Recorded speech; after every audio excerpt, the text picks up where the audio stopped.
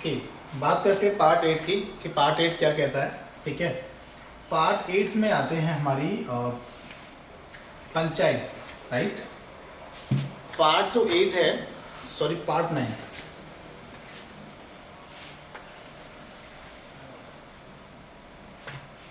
Part 9,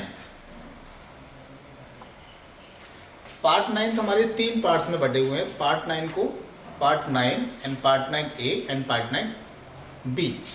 तो part 9 में जो भाग 9 में तो पंचायत के बारे में बताया गया है, और भाग 9A में म्यूनसिपल के बारे में बताया गया, म्यूनसिपलिटीज़ जो नगर पालिका होती हैं। एंड 9th A में म्यूनसिपलिटीज़ एंड 9th B में द कोऑपरेटिव सोसाइटीज़, सहकारी समितियाँ। ओके, तो हम बात करते हैं पार्ट 9 की। तो पार्ट 9 किससे डिवाइड करता है? द पंचायत।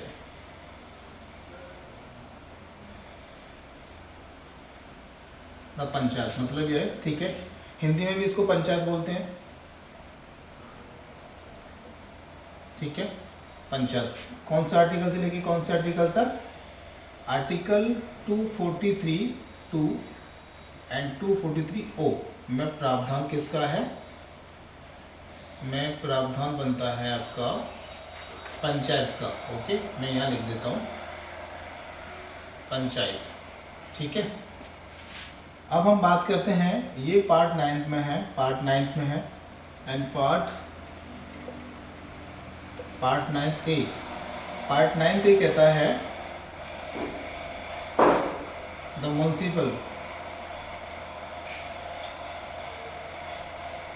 म्यूनसिपलिटीज, जिसको हम बोलते हैं हिंदी में नगर पालिका।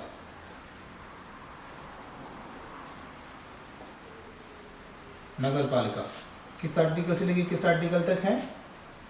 Article 243P to article 243ZG।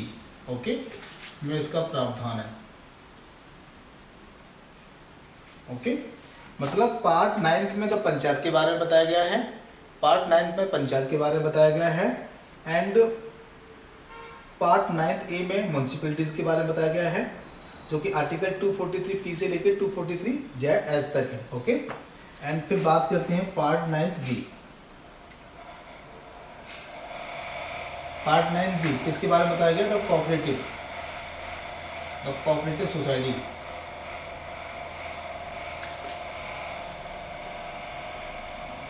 तो कोऑपरेटिव सोसाइटी जिसको बोलते हैं सहकारी समितियां। ठीक है, जिसको बोलते हैं सहकारी समितियां।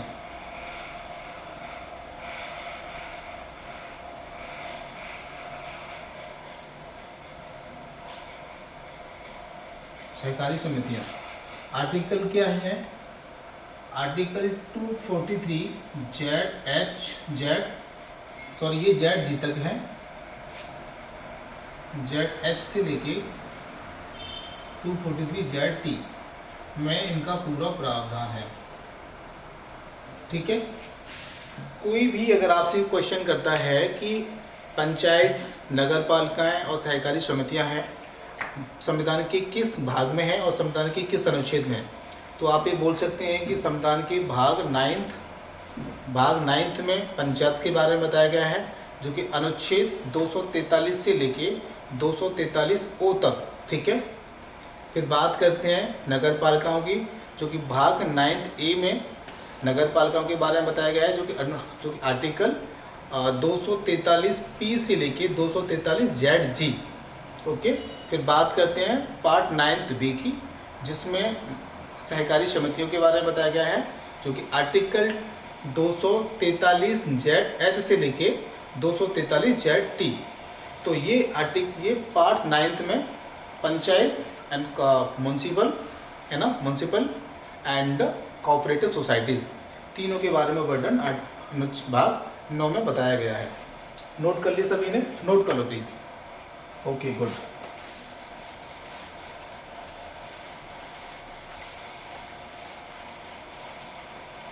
अब हम बात करते हैं पार्ट 10 की। पार्ट 10 कहता है the schedules and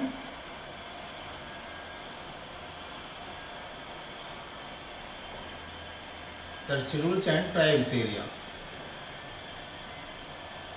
and tribes, tribal area.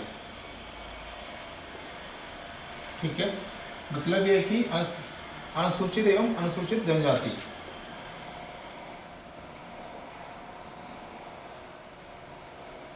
अनुसूचित और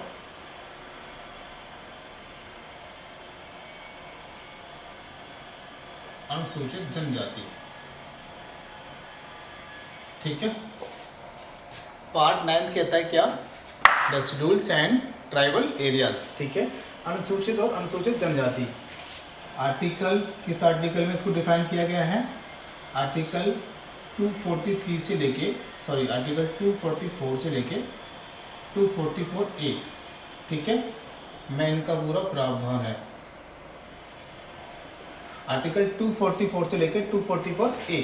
ठीक है ना, 244A।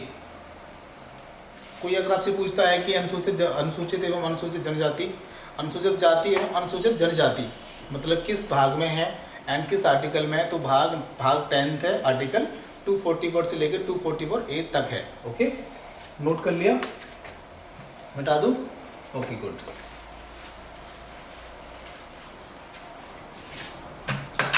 बात करते हैं पार्ट 11। पार्ट 11 के क्या कहते हैं, पार्ट 11 कहता है जो राज्य और संघों के बीच में संबंध होते हैं। ठीक है, रिलेशन,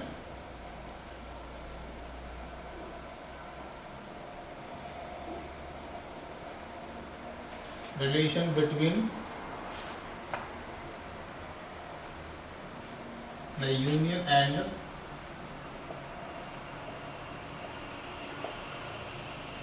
द स्टेट्स। आप लोग देख पा रहे हैं क्लियरली? ओके, मतलब है संघ और राज्यों में संबंध,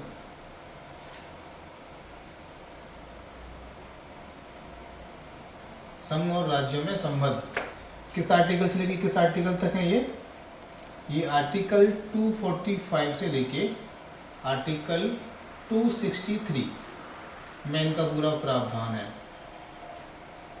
ठीक है, कोई आपसे पूछता है कि संघ और राज्यों के जो संबंध हैं वो किस भाग के तहत हैं और किस अनुच्छेद के तहत हैं, तो संविधान के भाग 11 के तहत अनुच्छेद 245 से लेकर 263 में संघ और राज्यों में जो संबंध है, राज्यों के संबंध है उनके बारे में प्रावधान करता है।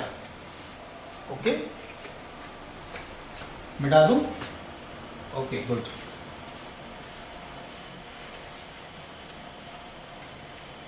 अब हम बात करते हैं पार्ट 12। अब हम बात करते हैं पार्ट 12। पार्ट 12 क्या कहता है? पार्ट 12 कहता है finance, property, contracts and suits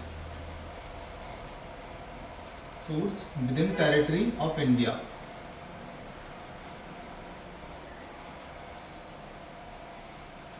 within territory of India. ठीक है, मतलब जो पार्ट 12 मतलब भाग 12 में क्या प्रावधान है, finance, property, contracts and suits within territory of India, मतलब भारत के क्षेत्रों के साथ हम वित्तीय, मतलब ये कि हम वित्त का काम कर सकते हैं, प्रॉपर्टी का काम कर सकते हैं, कॉन्ट्रैक्ट में अनुबंध कर सकते हैं, सूट्स मतलब यह है कि हम किसी के साथ कॉन्ट्रैक्ट में ठेका और सूट्स में अनुबंध, तो हम लिख सकते हैं भारत के किसी भी क्षेत्र में, भारत के किसी भी क्षेत्र में वित्तीय, ठीक है, वित्त का काम कर सकते हैं, प्रॉपर्टी मतलब संपत्ति का काम कर सकते हैं, ठीक है ना, संपत्ति संबंधित, एंड ठेकेदारी का भी काम कर सकते हैं, ठेका का काम कर सकते हैं, और हम किसी के साथ अनुबंध भी कर सकते हैं। ठीक है, मतलब ये कि बिजनेस करने की अपॉर्चुनिटी, मतलब बिजनेस करने की हमें फ्रीडम है, हम कहीं भी किसी भी प्रकार का बिजनेस कर सकते हैं, एज हम फाइनेंस से संबंधित कर सकते हैं, किसी भी कंपनी के साथ कोई हम कांटेक्ट कर सकते हैं, किसी एनजीओ के साथ, किसी ट्रस्ट के साथ हम अनुबंध कर सकते हैं, राइट ना। और कहीं भी अपनी संपत्ति से ऐसे रियल एस्टेट में काम कर सकते हैं, मतलब भारत के किसी भी क्षेत्र में कर सकते हैं। तो हमें आर्टिकल 12 ये हमें फ्रीडम देता है कि हम कहीं भी, या 12 ये कहता है कि हम कहीं भी बिजनेस कर सकते हैं किसी भी क्षेत्र में। क्योंकि आर्टिकल कितने से लेके कितने तक है, ये कहता है आर्टिकल 264 से लेके 308 तक में इनका पूरा प्रावधान है, ठीक है। मतलब अनुच्छेद 264 से लेके 300 में finance, property, contract and suits के बारे में बताया गया है कि भारत के किसी भी क्षेत्र में आप इससे संबंधित कोई भी काम कर सकते हैं, किसी कंपनी के साथ मिलकर काम कर सकते हैं।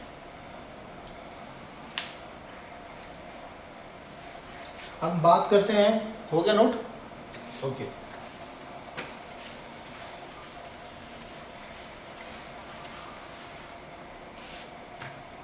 अब बात करते हैं पार्ट 13।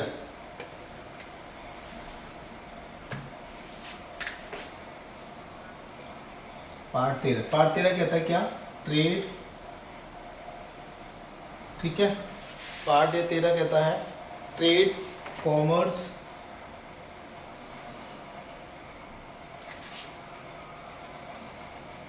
इंटरकोर्स,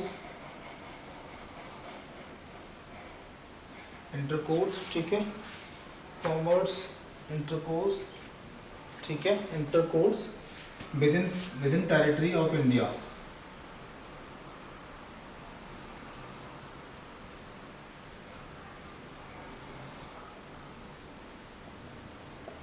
ठीक है।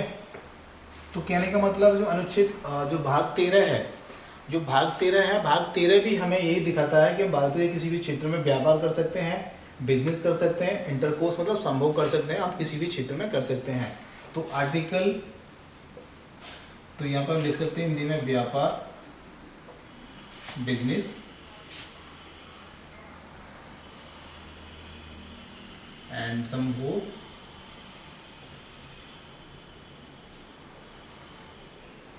आदि भारत के किसी भी क्षेत्र में।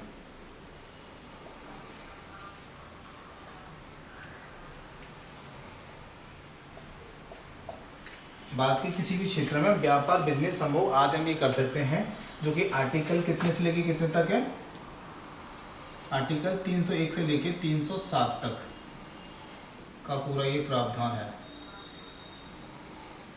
ठीक है। आर्टिकल 301 से लेके 307 में ये पूरा प्रावधान है, ठीक है। अब हम बात करते हैं, समझ में आ गई ये चीज़ें, the trade, commerce, intercourse with in territory of India, व्यापार, बिजनेस, संभोग आदि भारत के किसी भी क्षेत्र में कर सकते हैं, और आर्टिकल 301 से लेके 307 में इसका पूरा प्रावधान दिया गया है। मिटा दूं, okay.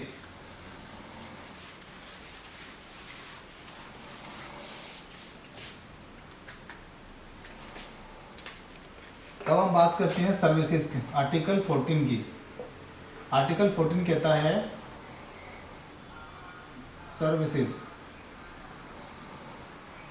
Services under the union and the states, ठीक है। The union and the states, तो इसका हिंदी में मतलब होता है संघ, राज्य और संघ के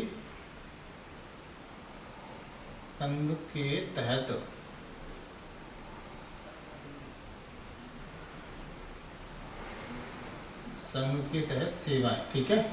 मतलब यह कि संघ और राज्यों के तहत कुछ सेवाएं हैं, ठीक है ना, जो कि आर्टिकल कितने से लेके कितने तक है, ये आर्टिकल 308 से लेके 322 में उनका पूरा प्रावधान है,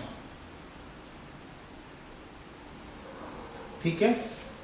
कोई आपसे पूछता है कि भाग 14 क्या कहता है, भाग 14 क्या कहता है, तो भाग 14 इज से the services under the union and the states, means मतलब राज्यों और संघों के तहत कुछ सेवाएं हैं जो कि अनुच्छेद 308 से लेकर 322 के बीच में इनका पूरा प्रावधान बताया गया है। 322 नहीं है, सॉरी 323 है, 322 नहीं है, 323 तक ये पूरा बताया गया है। ओके, अब ये हो गया पूरा। इसी में जैसे पार्ट 14 है तो इसी में पार्ट 14A है जो ट्रिब्यूनल्स,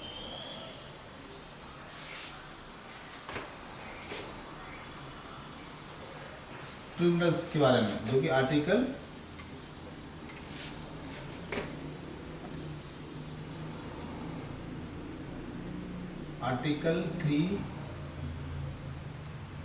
323A से लेके आर्टिकल 320A से लेके 323B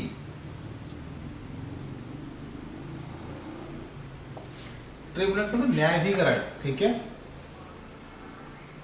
न्यायाधिकरण,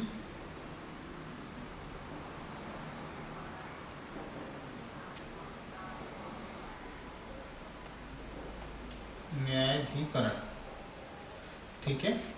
कोई ये कहता है कि पार्ट 14 और पार्ट 14A में क्या अंतर है। पार्ट 14 कहता है services under the union and the states, part 14 says the services under the union and the states, and part 14A tribunals और न्यायाधिकरण, जो आर्टिकल 323A से लेकर 323B के बीच में प्रावधान बताया गया है। ये समझ में आ गया सभी के?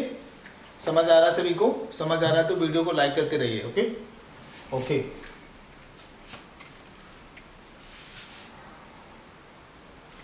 अब हम बात करते हैं part 15।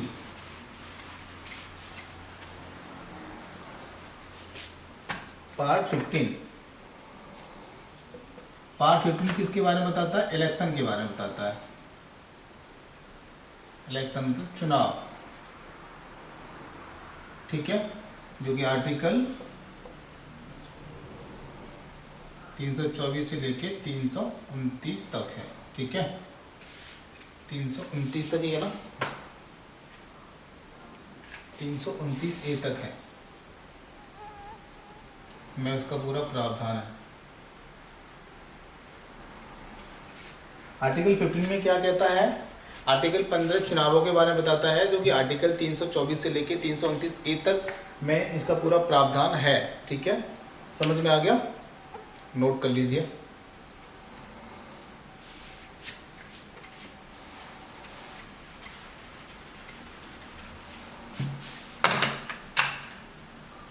Part 15,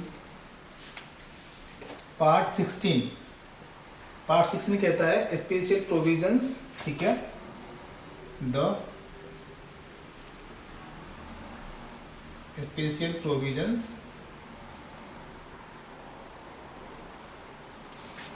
in certain cases,